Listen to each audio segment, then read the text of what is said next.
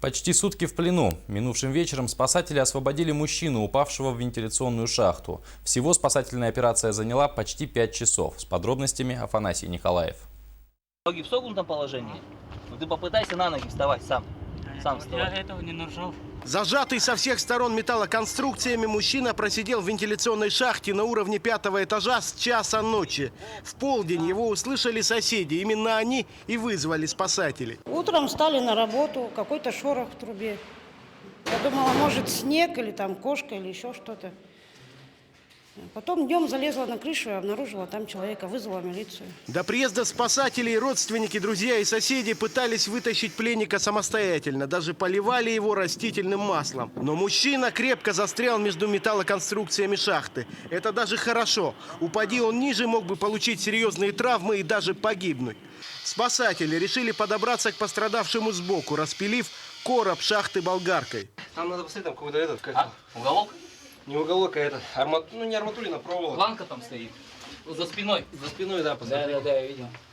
Ага, вот она. Есть. Чё еще? Отогнем. Вот эту можно будет кусануть. Чтобы пленник не сорвался вниз раньше срока, его фиксируют альпснаряжением. Спасатели электроболгаркой осторожно срезают куски конструкций, удерживающие их мужчину. Подвязали его там? Да, подвязали.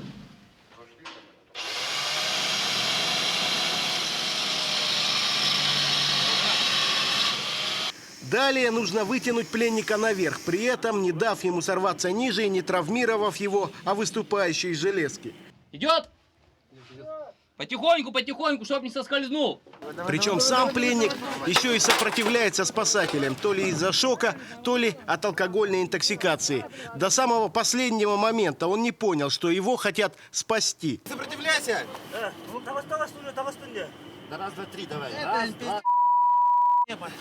Через 5 часов после начала операции и 19 часов после падения спасатели передают пострадавшего родственникам. Те вызывают скорую. На двух монтажных петлях находился в таком положении. Одна петля сбоку была, сзади, и одна петля около живота. И в этом положении он заклинил.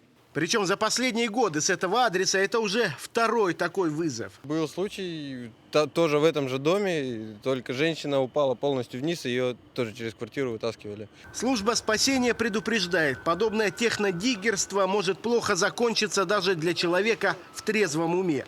Крыши домов и технические помещения должны быть заперты на замок. Афанасий Николаев, Дмитрий Сергучев. Новости столицы.